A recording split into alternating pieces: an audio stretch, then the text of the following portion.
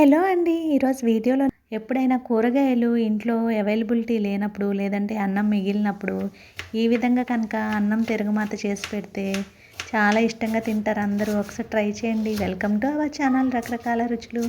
ముందుగా ఒక పెద్ద ఉల్లిపాయను ఇలా సన్నగా ముక్కలుగా కట్ చేసుకోండి. అలాగే 4-5 పచ్చిమిరపకాయలను కూడా ముక్కలుగా కట్ చేసుకొని, తర్వాత స్టవ్ ఆన్ చేసుకొని బాండీ పెట్టుకొని 3 స్పూన్లు ఆయిల్ వేసుకొని, 1 స్పూన్ మినపప్పును వేసుకొని అవి వేగాక 1/2 స్పూన్ జీలకర్ర, 1/2 స్పూన్ ఆవాలు వేసుకొని, మీరు కనుక ఫస్ట్ టైం చూస్తూ ఉంటే ఛానల్ని సబ్స్క్రైబ్ చేసుకొని వీడియోని లైక్ చేసి సపోర్ట్ చేయండి. అవి చిటపటమన్న తర్వాత 1 స్పూన్ పసుపుని వేసుకోండి. ఇష్టమైన వారు కరివేపాకును కూడా యాడ్ చేసుకోండి. కరివేపాకు వేసుకొని తర్వాత ముందుగా కట్ చేసి పెట్టుకున్న ఉల్లిపాయను, పచ్చిమిరపకాయ ముక్కలను వేసుకోండి.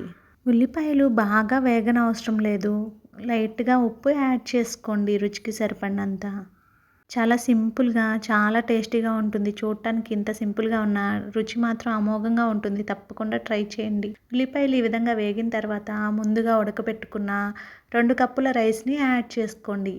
రైస్ని కూడా యాడ్ చేసుకుని ఇలా బాగా మిక్స్ అయ్యేలాగా కలుపుకోండి. ఒక్కసారి కనుక చేస్తే మళ్ళీ మళ్ళీ చేసుకొని తింటారు. తప్పకుండా ట్రై చేసి ఎలా ఉంది అనేది కామెంట్ సెక్షన్లో కామెంట్ చేయండి. ఇది వేడివేడిగా అప్పటికప్పుడు సర్వ్ చేస్తే పిల్లలు కూడా చాలా ఇష్టంగా తింటారండి. ఇంతేనండి, మొత్తం మిక్స్ చేసుకొని స్టవ్ ఆఫ్ చేసేసుకొని వేడివేడిగా సర్వ్ చేయండి. అన్నం తిరగమాత రెడీ అయిపోతుంది. ఇది మా అమ్మ రెసిపీ, చాలా బాగా చేస్తుంది. మీకు కనుక నచ్చినట్లయితే వీడియోని తప్పకుండా లైక్ చేయండి. మన ఛానల్ని సబ్స్క్రైబ్ చేసుకోండి. Thank you for watching our channel.